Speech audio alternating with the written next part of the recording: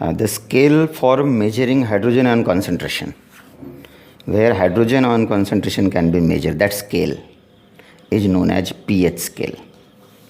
And pH scale, that pH is measured generally from 0 to 14, 0 से 14 तक. 0 बहुत कम यानी वेरी एसिडिक, और 14 सबसे ज़्यादा, जिसको बोलते हैं very alkaline. Means pH from 0 to 14 is from acidic to basic range. And the neutral pH means the pH of water is 7. pH of water is 7. So 0 to 7 is acidic pH, and 7 is pH of water, and 7 to 14 is pH of base. When we increase from 7 to 14, the basic pH increases, and when we decrease from 7 to 0, the acidic pH increases. So this is the pH scale. हमारे life में भी pH का बहुत ज़्यादा importance है. हमारा शरीर जो हमेशा 24 घंटे काम करते रहता है, that our body also work in the particular range of pH. That pH range is 7 to 7.8. 7 to 7.8, ये ध्यान रखने वाली बात है. 7 to 7.8 मीन्स न्यूट्रल और समवॉट बेसिक. जो बारिश का पानी भी आता है, वो बारिश का पानी जो आता है जिसे एसिड रेन बोलते हैं, उस एसिड रेन को तब एसिड रेन बोलते हैं जब उसका pH 5.6 से कम हो जाता है. 5.6 this is the acidic pH. लेकिन इससे भी कम हो जाता है, मतलब ज़्यादा एसिडिक हो जाता है. 5.6 5.6 pH से कम होने पे उसको एसिडिक रेन बोलते हैं. बहुत बार आपने देखा होगा कि जब pH कम हो जाता है बारिश आने के बाद, बारिश का पानी जब नदी में, नाले में चला जाता है, उस समय उस पानी का pH कम हो जाता है, और कम pH वाले पानी में वहाँ जो एक्वाटिक एनिमल्स हैं, फिशेस हैं, टॉर्टाइज हैं, जो भी एक्वाटिक एनिमल है, वो उस pH में नहीं रह सकते, इसलिए वो बाहर निकलते हैं और वो उस pH में ज़िंदा नहीं रह सकते. ये बहुत सारी बातें हैं. हमारा जो सॉइल है, जिसमें स्पेसिफिक प्लांट, जो भी स्पेसिफिक प्लांट्स हैं, उनके ग्रोथ होने के लिए सॉइल का pH एक स्पेसिफिक होना पड़ता है. इसलिए आजकल आप लोग देखते हैं कि जितने भी खेती करने वाले किसान हैं, फार्मर्स हैं, वो सबसे पहले सॉइल टेस्टिंग करते हैं.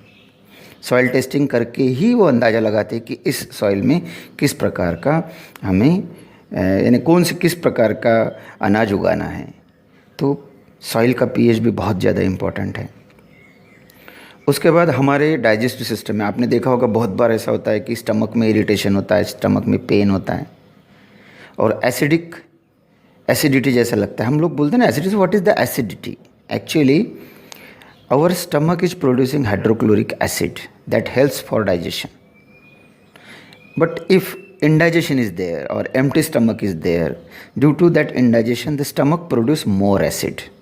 ज़्यादा एसिड बनेगा तो क्या होगा? पेन और इरिटेशन होगा. तो उस समय अपने को लगता है एसिडिटी, फिर चिल्लाते, दर्द होता है. And that acidity can be controlled by taking the medicine, by taking the liquid that is antacid. तो उस एंटासिड को लेने के बाद, एंटासिड मतलब एसिडिटी को एकदम कम करने वाला. We know when acid react with base it produce salt and water, the neutralisation reaction. वो न्यूट्रलाइजेशन रिएक्शन यहाँ काम की है, ये ध्यान रखना है. तो ये एसिड को न्यूट्रलाइज करने के लिए ऊपर से बेस लेना पड़ता है. तो किस तरह का बेस लेंगे? जो भी वीक बेस है, जैसे मैग्नीशियम हाइड्रोक्साइड, जिसको मिल्क ऑफ मैग्नीशिया बोलते हैं, एल्यूमिनियम हाइड्रोक्साइड, जैसे बेकिंग सोडा, इस तरह के कोई भी जो वीक बेसिस है, इनको एंटासिड करके यूज़ करते हैं. और आजकल टैबलेट के फॉर्म में आपके ओमेज है, पेंटाप्रोजोल है, ये इस तरह के मेडिसिन को भी pH कंट्रोल करने के लिए लेते हैं. इसके बाद आप लोगों ने देखा होगा कि सुबह सुबह जब हम सो के उठते हैं तो हमारे मुंह में एक थोड़ा सा खट्टा सा फीलिंग आता है. सो दैट खट्टा सा feeling, that is due to when the pH of mouth is less, when the pH of mouth is less then 5.5. वो pH जब कम हो जाता है तो खट्टा खट्टा लगना शुरू हो जाता है. और एक्चुअली उसके बाद 5.5 pH होने के बाद या उससे कम pH होने के बाद हमारे मुंह में जो दांत है, जिनके मुंह में दांत है उनके लिए, जिनके मुंह में दांत ही नहीं उनका इशू ही नहीं है. जिनके मुंह में दांत हैं वो दांत, that tooth enamel is made up of calcium hydroxide.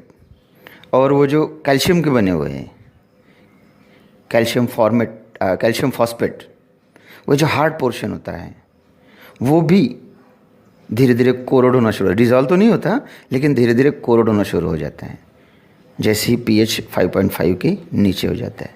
और रात भर जो खाने के वजह से कोई छोटे से पार्टिकल्स, फूड पार्टिकल्स भी हो, शुगर पार्टिकल्स भी हो, वो अगर हमारे माउथ में बचा हुआ है, so that creates the acid, because what are the bacteria present in that particles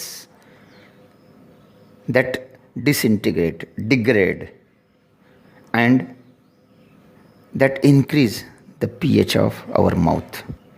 तो इसलिए सुबह सुबह उठने के बाद सबसे पहले टूथब्रश लेकर, पेस्ट लेकर ब्रश करना चाहिए, because that paste which we are using for brushing, that is basic. और बेसिक होने से क्या होता है, वो माउथ में जो भी एसिड है वो न्यूट्रलाइज हो जाता है. इसलिए फोम थोड़ी देर मुंह में रखना चाहिए. This is the value we need to study from this topic. और सुबह सुबह हम ब्रश करेंगे तो पटापट वो एसिडिटी कम हो जाएगी और हमारे जो दांत है वो सड़ेंगे नहीं. बहुत सारे एनिमल्स जो है, छोटे छोटे जो कीड़े मकोड़े एनिमल्स, एंट, ये हनी बीज, ये भी, इनसे भी आदमी क्यों डरता है? हनी बीज छोटी सी होती है, उनसे क्यों डरता है? क्योंकि हनी बीज ने अगर अपने काटा, स्टिंग, उनके जो एंटीना होते हैं तो उनमें भी एसिड होता है. आपने देखा होगा कभी कभी जो बड़े बड़े मधुमक्खी के छत्ते उनको उड़ाते लोग, और आने जाने वाले रास्ते में कोई मिले उनको बहुत सारी मधुमक्खियाँ काट लेती है. सो जैसे काट लेती है ना स्टिंग से उनके, तो उनको इरिटेशन होना शुरू हो जाता है, उनको दर्द होना शुरू हो जाता है, क्योंकि उनके जो the stinging hair of nettle that is having the methanoic acid, उनमें मिथियोनिक एसिड जिसको फॉर्मिक एसिड बोलते हैं हम लोग, और वो एकदम से बर्न होना शुरू हो जाता है. इसलिए अभी आपको पता है कि दैट इज एसिड. और जब कभी ऐसी सिचुएशन आए, आप टूथपेस्ट को भी यूज़ कर सकते हैं वो, ताकि वो जिस व्यक्ति को इस तरह का हनी बी से इरिटेशन हो रहा है, हनी बी के स्टिंग से इरिटेशन हो रहा है, तो आप टूथपेस्ट को भी यूज़ कर सकते हो, या फिर सोडियम बाइकार्बोनेट को यूज़ कर सकते हो, जो फटाफट बिल्कुल वो एसिड को न्यूट्रलाइज करेगा. तो ये आप लोगों को ध्यान रखना. इस चैप्टर से यही पढ़ना है हमें, यही बात सीखना है. बहुत सारी चीज़ें जिनको हम रोज़ के इसमें खाते हैं, जैसे हमें पता है कि विनेगर, उसमें कौन सा एसिड होता है? विनेगर में एसिटिक एसिड होता है. अगर हम ऑरेंज लेते हैं तो ऑरेंज में साइट्रिक एसिड होता है. जैसे टर्मरिक है उसमें टार्टरिक एसिड होता है. अगर टमाटर है उसको देखें, उसमें ऑक्जेलिक एसिड होता है. दही है जो हम लोग बहुत पसंद करते हैं, दही में लैक्टिक एसिड होता है. नींबू है उसमें साइट्रिक एसिड होता है.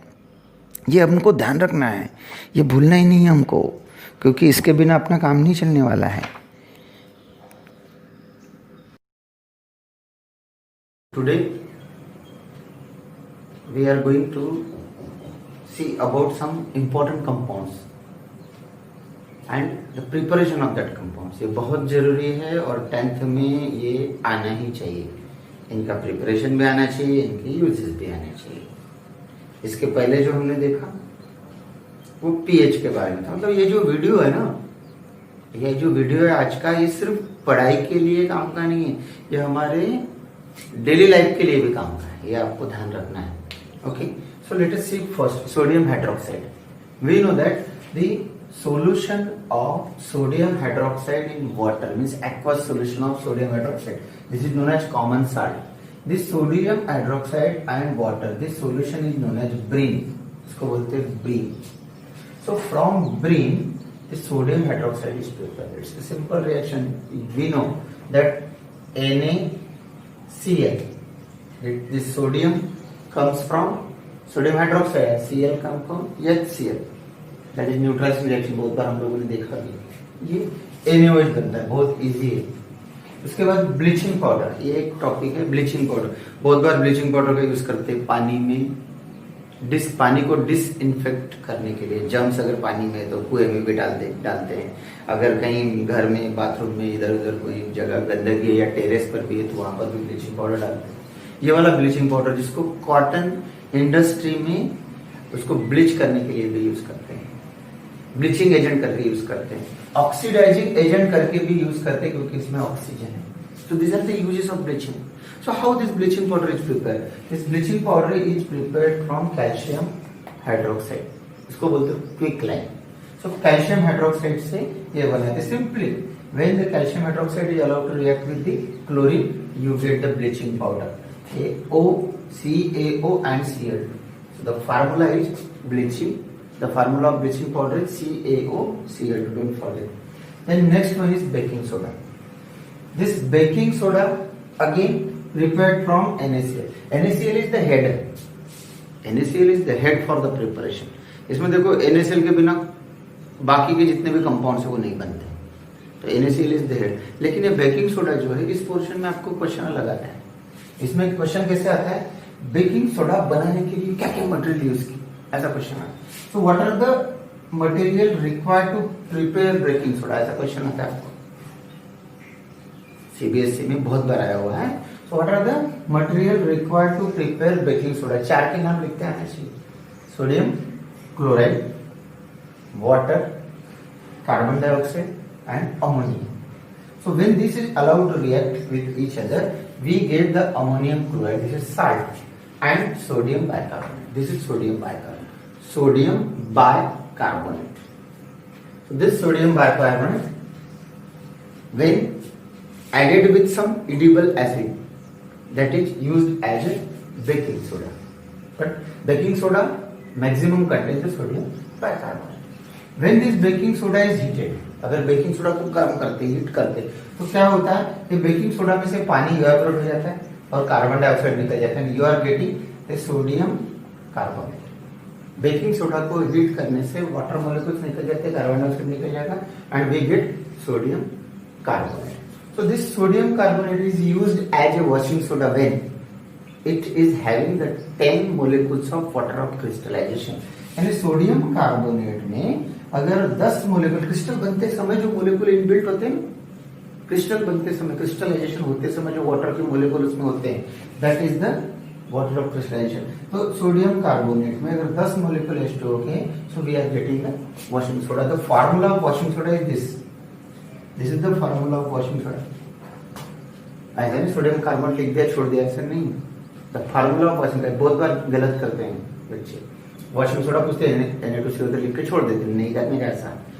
Na2CO3 पॉइंट, ये पॉइंट लिखना बहुत जरूरी है। और 10H2, this is the formula of washing soda. Then next topic is the plaster of Paris. मस्त लगता है प्लास्टर ऑफ पेरिस से वर्ड सुनते को, लोग बोलते पीओपी, मैंने घर में पीओपी किया। What is that POP? That is the plaster of Paris. बिल्कुल बढ़िया मस्त स्मार्ट दिखता है घर, वो पीओपी। उसका फार्मूला क्या है? प्लास्टर ऑफ पेरिस का क्या फॉर्मूला है? This is the CaSO4 half H2। CaSO4 half H2 is plaster of Paris. लेकिन इसमें अगर वाटर मोलिक्यूल ऐड करते हैं तो जिप्सम बन जाता है। डेढ़ water molecule, 1.5 water molecule added, it produce the gypsum and gypsum is present in cement. Cement में सेटिंग एजेंट करके जिप्सम होता है। और कैल्शियम सल्फेट half H2, इसको बोलते हैं प्लास्टर ऑफ पेरिस। ये प्लास्टर ऑफ पेरिस तो बहुत सारे काम आते हैं, यूजेस में मैंने आप लोगों को बताया। तो प्लास्टर ऑफ पेरिस क्या है? एक व्हाइट पाउडर है जो पानी में डालने के बाद ऐसा सेट हो जाता है। अगर किसी का एक्सीडेंट हुआ, बोन फ्रैक्चर हुआ, तो हॉस्पिटल में उसको यूज करते हैं बोन सेटिंग करने के लिए। वो यूजेस में मैंने बताया, आप इसके बाद में। तो सबसे पहले आपको याद रखना है सोडियम हाइड्रोक्साइड कैसे बनाते हैं, ब्लीचिंग पाउडर कैसे बनाते हैं, बेकिंग सोडा कैसे बनता है, और जो बेकिंग सोडा है, बेकिंग सोडा मतलब sodium bicarbonate, sodium bicarbonate heat करेंगे तो सोडियम कार्बोनेट बनेगा। सोडियम कार्बोनेट में अगर वाटर क्रिस्टलेशन आया तो वॉशिंग सोडा बनेगा। और ये प्लास्टर ऑफ पेरिस, ये आप लोगों को ध्यान रखना। हमें पता है कि जो सोडियम क्लोराइड है, जिसे हम अपना कॉमन सॉल्ट बोलते हैं, ये बहुत ही ज़्यादा इंपॉर्टेंट है। It's very good and important raw material for the preparation of various compounds. इसका जो सॉल्यूशन है पानी में, उसको बोलते हैं ब्रीन। इसका मोल्टन स्टेट में जो सॉल्यूशन है, एक्वस सॉल्यूशन, उसको बोलते हैं ब्रीन। ये ध्यान रखना है। और इससे there are several compounds that can be prepared. अब अगर बेकिंग सोडा है, बेकिंग सोडा का क्या यूज़ है? बेकिंग सोडा भी उससे बनाते हैं, हमने भी पढ़ा है। बेकिंग सोडा का क्या यूज़ है? बेकिंग सोडा, अब बेकिंग सोडा है actually that is not sodium bicarbonate only, NaHCO3 नहीं है ऐसा। Actually it is the baking soda, but baking soda is the mixture of sodium hydrogen carbonate and mild edible acid, जैसे tartaric acid है, ऐसे थोड़ा से proportion में edible जो एसिड है, इसको यूज़ करके जो भी कंपाउंड बनता है उसको बेकिंग सोडा करें। हमको पता है, आपको पता है कि बेकिंग सोडा जो है, बेकिंग सोडा को कोई केक बनाने के लिए, आपके घर में अगर पकौड़े बना रहे उसमें भी यूज़ करते हैं। बहुत सारे जो खाने की चीज़ें उसमें मम्मी लोग यूज़ करते हैं। उसके बाद बेकिंग सोडा को आप लोगों ने देखा होगा फायर एक्सटिंग्विशर, जो फायर एक्सटिंग्विशर में कार्बन डाइऑक्साइड निकलता है, जिस समय उसमें जो वो फायर एक्सटिंग्विशर में ऊपर के साइड में छोटा सा एक ऐसा टीप होता है, उसको अगर जैसे फोड़ते तो सल्फ्यूरिक एसिड वहाँ रहता है। और बेकिंग सोडा, उसके बेकिंग सोडा में सोडियम हाइड्रोजन और CO3, ये CO3 से कार्बन डाइऑक्साइड निकलता है। तो fire extinguisher is use to control the fire, तो इसमें फायर एक्सटिंग्विशर में यूज होता है। और best is the mild base and baking soda is used as a antacid. सो ये एंटासिड करके काम करता है और बड़ी जल्दी ही एसिडिटी को न्यूट्रलाइज करता है, स्टमक की एसिडिटी को ये न्यूट्रलाइज करता है। उसके बाद वॉशिंग सोडा जो हमने पढ़ाई, वॉशिंग सोडा जो है, वॉशिंग सोडा का जो यूज़ है, ये पता है कि वॉशिंग सोडा के यूज़ से बड़े बड़े इंडस्ट्री में, जैसे पेपर इंडस्ट्री है, सोप इंडस्ट्री है, ग्लास इंडस्ट्री है, जैसे सोडा ग्लास बनता है वॉशिंग करने के लिए, पेपर पल्प को ये वॉशिंग सोडा का यूज़ करते हैं। बहुत सारे कंपाउंड्स हैं सोडियम के, जैसे बोरेक्स दैट आल्सो भी manufacture from the sodium compound, तो इसमें भी वॉशिंग सोडा का यूज़ करते हैं। इस सोडियम बाइकार्बोनेट के साथ साथ सोडियम कार्बोनेट को, दोनों को एसिडिटी कंट्रोल करने के लिए यूज़ करते हैं, लेकिन बहुत रेयर केस में सोडियम कार्बोनेट को यूज़ करते हैं। साथ साथ सोडियम कार्बोनेट को, वॉशिंग सोडा को क्लीनिंग एजेंट करके यूज़ करते हैं डोमेस्टिक, इसमें घर में। अभी आजकल तो क्लीनिंग के लिए बहुत सारे अलग अलग डिटर्जेंट और सोप आए हुए हैं, लेकिन पहले तो यही यूज़ करते थे। उसके बाद पानी में जो हार्डनेस होता है, आपको पता है पानी में जो हार्डनेस होता है, that hardness is due to calcium और मैग्नीशियम आयंस, उसके सल्फेट, क्लोराइड्स, ये जो आयंस होते हैं कैल्शियम मैग्नीशियम के, उसको रिमूव करने के लिए, यानी आयन एक्सचेंज करने के लिए ये वॉशिंग सोडा का यूज़ करते हैं। तो क्या होता है उससे, जो परमानेंट हार्डनेस है पानी का, वो परमानेंट हार्डनेस भी कम हो जाता है। So this is the use of washing soda. And last one is the plaster of Paris. So we are very well known about the plaster of Paris. Plaster of Paris ये ऐसा hardening material है जिससे gypsum भी बनाते हैं, क्योंकि plaster of Paris के फार्मूले में ½ है। प्लास्टर ऑफ पेरिस याद आए तो हाफ को ध्यान रखना, प्लास्टर ऑफ पेरिस याद आए तो हाफ ध्यान रखना, उसमें 1.5 H2O अगर आता है तो वो जिप्सम बन जाता है। जिप्सम बोले तो 2, जिप्सम बोले तो 2 H2O, ये ध्यान रखना है आपको। प्लास्टर ऑफ पेरिस से आजकल बहुत सारी जो टॉयज़ है वो टॉयज़ बनाते हैं। आजकल तो मूर्तियाँ भी बना रहे हैं प्लास्टर ऑफ पेरिस से। ये बड़े बड़े गणेश जी के वगैरह जो मूर्तियाँ बनाते हैं बहुत सारे प्लास्टर ऑफ पेरिस से बनाते हैं। हालांकि नहीं बनाना चाहिए, that is not the eco friendly, उसको नेचर को भी उससे काफ़ी है। तो प्लास्टर ऑफ पेरिस से ये टॉयज़ बनाते हैं मूर्तियाँ बनाते हैं। और सबसे बढ़िया डेकोरेटिव मटेरियल, आजकल मैक्सिमम लोग घर में बोलते हैं हाँ यार मैंने पीओपी किया। व्हाट इज़ द पीओपी किया? POP means that is the plaster of Paris. घर के अंदर जो इंटीरियर करते हैं ना, वो भी पीओपी का होता है, जिससे सरफेस स्मूथ हो जाता है। और प्लास्टर ऑफ पेरिस सबसे ज़्यादा कहाँ ज़रूरत होता है? अगर किसी का एक्सीडेंट हुआ, किसी का बोन फ्रैक्चर हुआ कोई भी साइड का, तो बोन फ्रैक्चर होने के बाद इसको जब सेट करते हैं, तो during setting that bone, that plaster of Paris used for the plaster, that is very much important. बहुत ज़्यादा इम्पॉर्टेंट है प्लास्टर ऑफ पेरिस। तो इस तरह के ये प्लास्टर ऑफ पेरिस, इसका यूज़ है।